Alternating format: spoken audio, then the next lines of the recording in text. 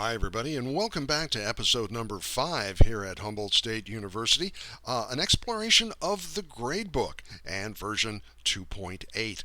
We just finished up doing full weighted means of grades, and the only thing I want to reiterate before we continue with the rest of the information is that in the full weighted, you need to calculate any grade changes and how it's going to impact on the weights and total values. In the natural means, this happens automatically by using the recalculate feature as described in the earlier video. If you got any questions on that, please feel free to give us a call here in the Moodle office. Let's look at some settings that are very often asked about. Right next to where we are in our Categories and Items tab, let's select Course Grade Settings. This determines how the gradebook is going to look for everybody in the course, and the very first choice is aggregation position. Is the course total on the left-hand or right-hand side of the page, or the first and the last? The grade display type is frequently a point of concern. Use the drop-down and you'll see you have a variety of choices. Letters, real means the number, 82, 75. Percentage is self-explanatory, and you can have any combination thereof. As you scroll down to the bottom, you see range in decimal points. Most people like to have 2 decimal points. Let's go ahead and put in 2. Let's select Save the Changes, and notice it takes you to the default Grader Report page. I'm going to scroll down a little bit, and in the left-hand column, I see an opportunity for Setup. I'm going to choose the Setup, and I'm going to choose the course grade settings. This takes us back to where we were, and we can now go to My Preferences in the Grader Report. Most of these also are going to be left alone because they're set by default. Almost totally to the bottom. Quick grading should be set to yes. Here's where you can determine students per page. If I want to see 20, 10, 15, however I wish to do that, I enter the value there. I'm going to say I want to see 25 students. I'm going to save my changes, and again, it takes us back to the front page. Scales and letters in the top row. The scales are something you can set up. If you have a special method, please feel free to come and chat with us so we can help you make sure it's mathematically workable. Letters, these are the letters as, 93 is an A, minus, that type of thing. This is set up by the university. Change these at your own peril or with your dean or department chairperson's permission. Importing and exporting, this is a very valuable feature. Let's go to the Export button in the top row.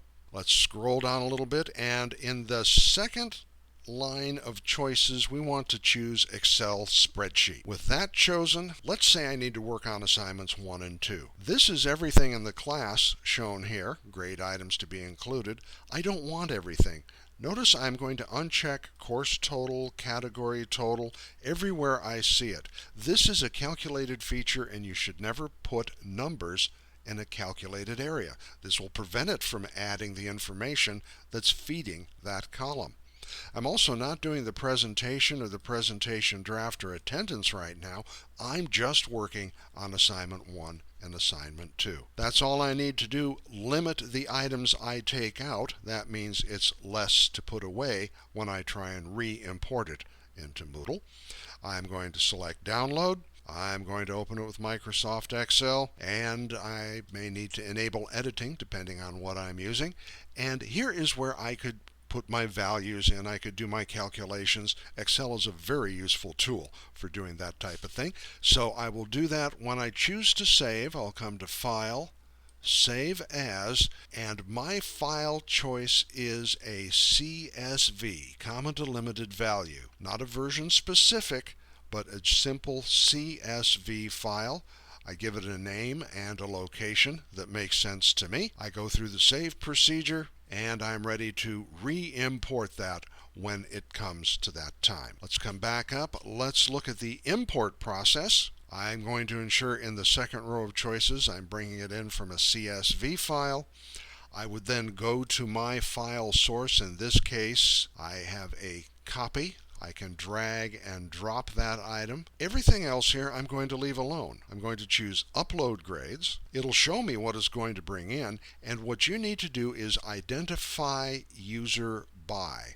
This is below the list of students, and we're going to map from email address and map to email address. Those are the only two things we can be certain of that are going to be unique. Now here's where we do our grade item mappings. We go assignment 1, and then we use the drop down next to it, and we choose assignment. We have assignment 2. We made some calculations there. We're going to choose assignment 2. This is why you don't unload the entire gradebook at one time. Let's go ahead and let's click the assignment 2 choice. There is quite a bit there just for this very simple gradebook. I would really recommend only doing the assignments you're working on. You then choose Upload the Grades. You should see the grade import success. Select Continue, and you're good to go. Okay, I am out of time. Come on by the Moodle office. We're happy to help you with your gradebook at any time during the semester. We're in Library 315, and we hope to see you soon.